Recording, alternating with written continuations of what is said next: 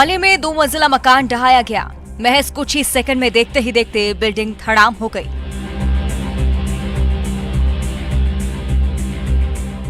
दरअसल एयरफोर्स के नजदीक अवैध तरीके से एक मकान बना लिया गया था, जिसके खिलाफ लंबे समय से कार्रवाई चल रही थी।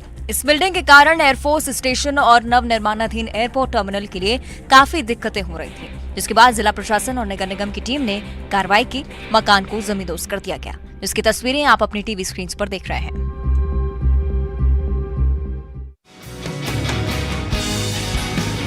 नवरात्र पर्व में भक्ति के अलग अलग रंग नजर आ रहे हैं। उत्साह और उमंग से सराबोर लोग भक्ति के इस पर्व में प्रकृति को बचाने का संदेश भी दे रहे हैं।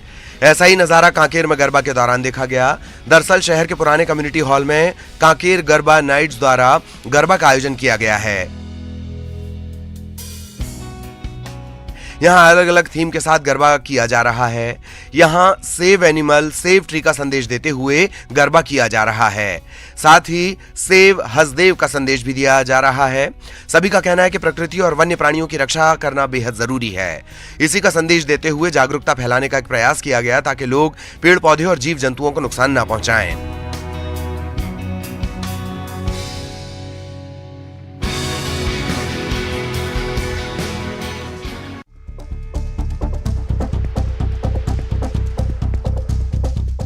रीवा से हैरान करने वाली तस्वीर सामने आई है, जहां बकिया बराज की नहर में करीब 50 जानवर फंस गए। जो जानकारी सामने आई है उसके मुताबिक कुछ असामाजिक तत्वों को इसके लिए जिम्मेदार बताया जा रहा है। हालांकि इसकी सूचना मिलते ही प्रशासन हरकत में आया और नहर के पानी को कम करवाया गया। फिर मवेशियों को बाहर निकालने का काम शुरू हुआ। घटना गुरुवार शाम की है, लिहाजा देर रात तक रेस्क्यू ऑपरेशन चलाया गया। कुछ जानवरों को रात के अंधेरे में रेस्क्यू किया गया, तो वहीं कुछ को शुक्रवार की सुबह बाहर निकाला गया।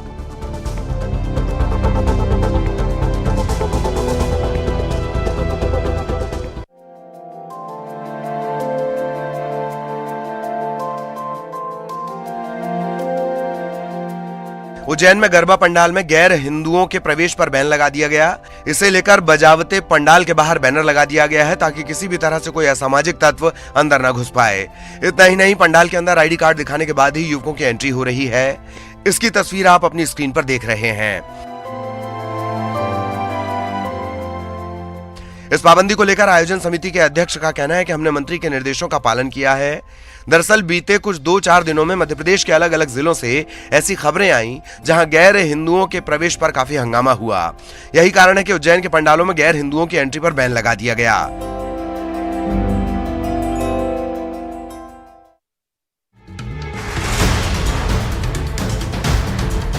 चोरी के एक से बढ़कर एक हैरान करने वाली तस्वीर आपने देखी होगी। चोरों के चोरी का शातिराना तरीका देखा होगा, लेकिन ग्वालियर से जो चोरी की तस्वीर हम आपको दिखा रहे हैं वो आपके होश उड़ा देगी। जी हां, चोर एक ज्वेलरी शॉप में 60 सेकंड में 1,60,000 का सोना पार कर देता है और दुकान वाले को इसकी भनक तक नहीं लगने देता। लेकिन चोर की इस होशियारी को शॉप में लगे सीसीटीवी कैमरे ने कैद कर लिया और उसके मंसूबों पर पानी फेर दिया। उसकी पूरी करतूत कैमरे में कैद हो गई। इसके आधार पर आरोपी के खिलाफ मामला दर्ज किया गया है।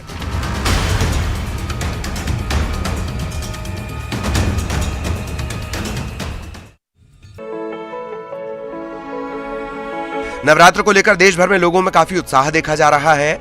अलग अलग प्रदेशों से आस्था की एक से बढ़कर एक तस्वीर सामने आ रही है। छत्तीसगढ़ में इस साल काफी धूमधाम से नवरात्र मनाया जा रहा है, जहां भक्तों के अनेकों स्वरूप देखने को मिल रहे हैं। आस्था की यह तस्वीर आप यहां देख रहे हैं वो दंतेवाड़ा की है। शक्तिपीठ मां दंतेश्वरी के दर्शन करने श्रद्धालु लेटकर घुटनों के बल पहुंच रहे हैं। इससे खास बात यह भी कि श्रद्धालु परशुराम अपने कुत्ते टायसन के साथ बस्तर जिले के मावलीगुड़ा से पदयात्रा कर मां के दर्शन के लिए दंतेवाड़ा पहुंचे। परशुराम की मनोकामना है कि दोनों खिलाड़ी बने।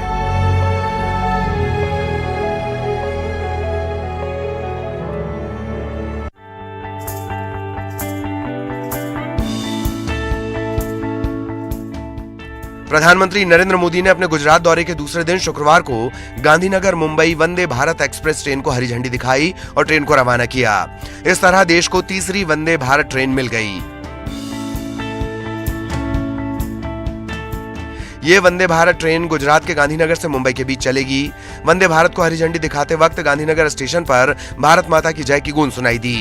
पीएम मोदी ने न सिर्फ गांधीनगर कैपिटल रेलवे स्टेशन से वंदे भारत एक्सप्रेस को हरी झंडी दिखाई, बल्कि वंदे भारत एक्सप्रेस ट्रेन पर गांधीनगर से अहमदाबाद के बीच सफर भी किया।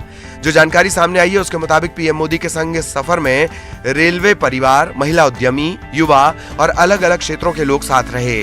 इतना ही नहीं, पीएम ने वंदे भारत ट्रेन को बनाने वाले कर्मचारियों से भी मुलाकात की। पीएम नरेंद्र मोदी ने जिस वंदे भारत ट्रेन को रवाना किया उसके जरिए 5 घंटे 25 मिनट में गांधीनगर से मुंबई तक पहुंचा जा सकता है।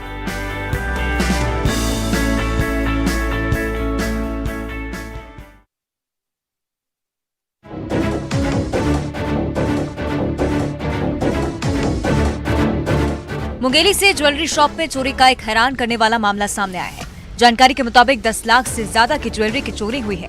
ज्वेलरी शॉप का ताला तोड़कर घटना को अंजाम दिया गया। हालांकि चोर की दुकान में जाने और फिर चोरी की घटना को अंजाम देने के बाद बाहर आने की तस्वीरें सीसीटीवी कैमरे में कैद हो गयी, जिसकी मदद से पुलिस अज्ञात चोर की तलाश में जुटी हुई है। जो वीडियो सामने आया है उसमें चोर बोरी में भरकर सोने चांदी के आभूषण ले जाता साफ नजर आ रहा है। घटना मुंगेली के सोनरा पारा की है।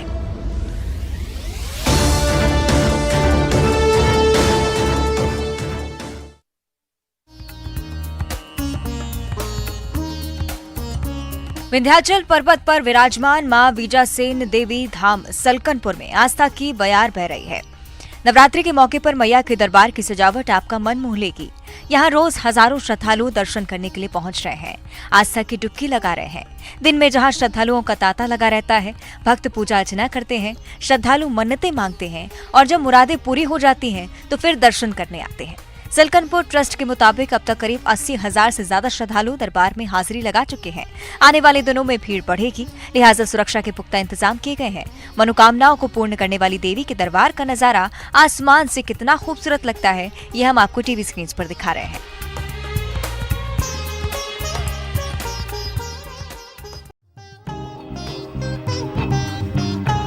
नवरात्र में भक्तों की ओर से मां दुर्गा को प्रसन्न करने के लिए तरह तरह के कठिन तप किए जाते हैं ताकि उनके जीवन में सकारात्मक बदलाव आए।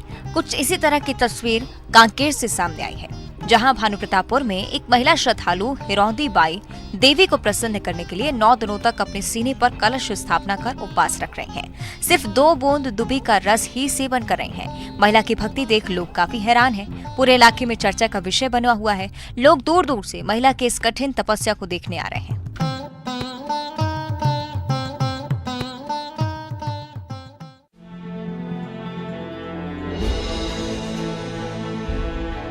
इन दिनों नवरात्रि का महापर्व चल रहा है, जिसमें आस्था के अलग अलग रूप देखने को मिल रहे हैं। मध्य प्रदेश की राजधानी भोपाल में एक बाबा ने 3 दिनों के लिए भूमिगत समाधि ली है।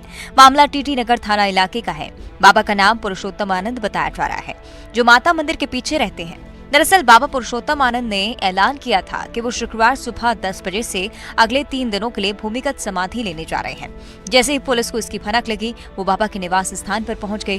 पुलिस ने बाबा पुरुषोत्तम आनंद से भूमिगत समाधि न लेने का आग्रह किया, लेकिन बाबा ने तय दिन और समय पर समाधि लेने की जिद की। बाबा का कहना है कि समाधि लेने के लिए प्रशासन से लिखित में अनुमति मांगी थी। इधर बाबा की समाधि लेने पर प्रशासन पर भी सवाल उठ रहे हैं।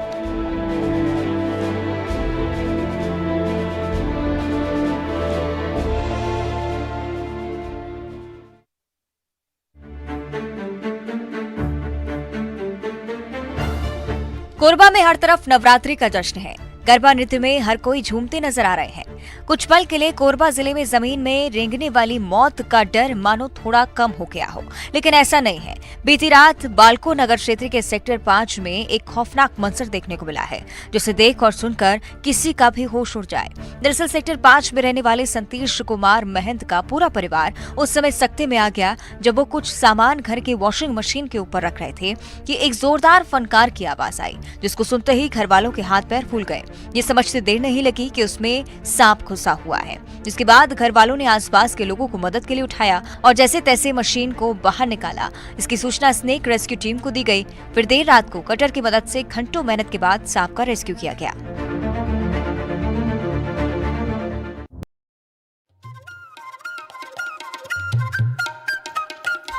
नवरात्रि तो देश भर में मनाई जा रही है, लेकिन देवास में इसका अलग ही महत्व है। देवास ऐसा शहर है जहां 2 देवियां साक्षात विराजी हैं, जहां लाखों की संख्या में भक्त दर्शन करने पहुंचते हैं। साथ ही यहाँ रंगोली बनाए जाने का भी विशेष महत्व है। यहाँ हर साल माता के लिए रंगोली बनाकर कला प्रेमी अपनी कला का प्रस्तुतिकरण करते हैं। माता की 9 दिन शक्ति के विभिन्न स्वरूपों को पूजा जाता है। देवी दुर्गा के 9 स्वरूपों को अलग अलग मुद्राओं में दिखाया गया है। ऐसे में शैलपुत्री, ब्रह्मचारिणी, कात्यायनी और अन्य 6 और स्वरूप माता के 9 दिन पूजे जाते हैं। शक्ति की आराधना का पर्व देवास शहर महोत्सव के रूप में मनाया जाता है, जहां देवास के विक्रम सभा भवन में 9 दिन के लिए माता की रंगोली विभिन्न स्वरूपों में बनाकर दर्शन लाभ लिए जा रहे हैं।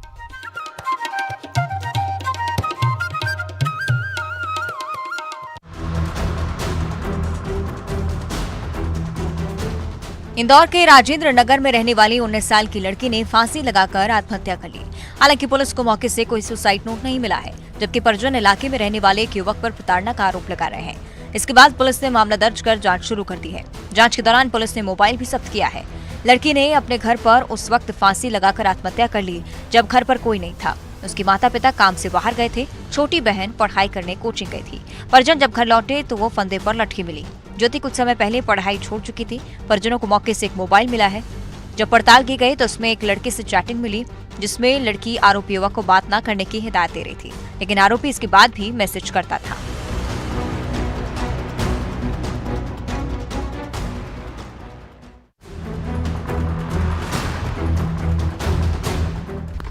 देश दुनिया में बेशकीमती हीरो के लिए विख्यात मध्य प्रदेश के पन्ना जिले की धरा इन दिनों ताबड़तोड़ हीरे उगल रही है।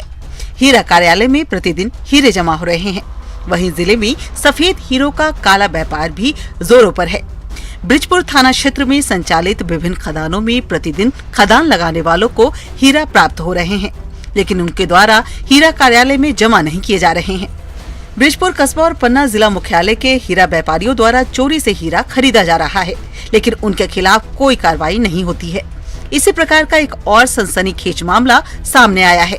कुछ दिनों पहले 12.20 कैरेट का हीरा ब्रिजपुर खदान से मिला था, जिसे कुछ लोगों द्वारा पन्ना के हीरा व्यापारी को करीब 70 लाख में बेच दिया गया।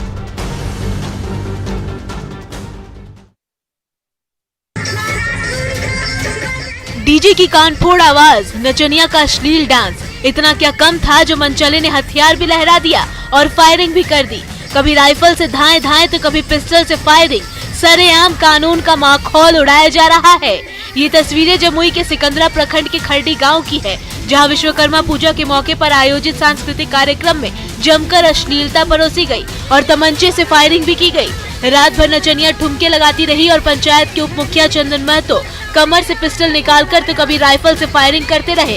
इस घटना का वीडियो भी सोशल मीडिया पर वायरल हो रहा है। हालांकि न्यूज़ 18 इस वायरल वीडियो की पुष्टि नहीं करता है। वायरल वीडियो में साफ देखा जा सकता है कि स्टेज पर नचनिया ठुमके लगा रही है। इसी बीच उप मुखिया, जो कि ब्लू जीन्स, नीले और सफेद टी शर्ट में दिखाई दे रहा है, वो स्टेज पर पहुंचता है और राइफल निकालकर फायरिंग करता है। वहीं अश्लील गानों पर डांस कर रही नर्तकी पर पैसे लुटाए जा रहे हैं।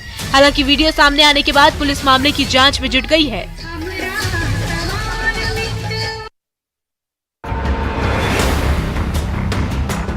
पश्चिमी सिंहभूम से शिक्षक की काली करतूत सामने आई है। दरअसल खास जामदा में ग्रामीणों ने एक शिक्षक को जूते चप्पल की माला पहनाकर घुमाया। आरोप है कि शिक्षक ने नाबालिग छात्राओं को अश्लील वीडियो दिखाकर उनका यौन शोषण किया। शिक्षक प्रेम कुमार पोद्दार की हरकतों से नाराज महिलाओं ने बाढ़ जामदा बस्ती में एक बैठक की, जिसके बाद उसे जूते चप्पल की माला पहनाई गई। साथ ही मुंह में कालिक पोतकर पूरे बस्ती में घुमाया गया। मामले की जानकारी मिलते ही बड़ा जामदा थाना की पुलिस मौके पर पहुंची और उसे महिलाओं के चंगुल से छुड़ाकर अपने साथ थाने ले गई।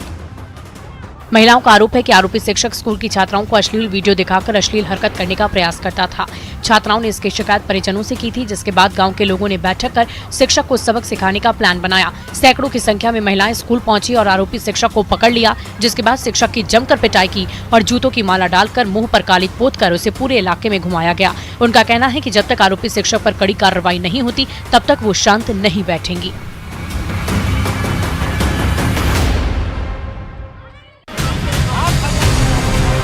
बाढ़ की एक ऐसी तस्वीर सामने आई है जो आपको हैरान कर देगी। ये तस्वीर नवादा की है, जहां धनार्जय नदी में अचानक आई बाढ़ में 10 लोग बह गए। हालांकि स्थानीय तैराकों ने रेस्क्यू कर सभी लोगों को बचा लिया और सभी सुरक्षित हैं।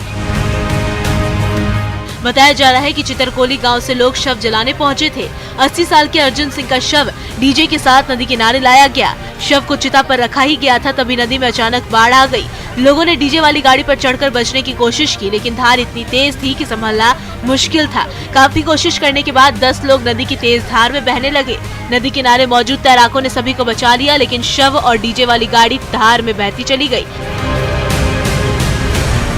अचानक आई बाढ़ से मौके पर अफरा तफरी मच गई, पर स्थानीय तैराकों ने सभी लोगों को पानी में कूदकर बचा लिया। फिलहाल सभी लोग सुरक्षित हैं। वहीं अंधेरा हो जाने के कारण बुजुर्ग के शव को खोजा नहीं जा सका है।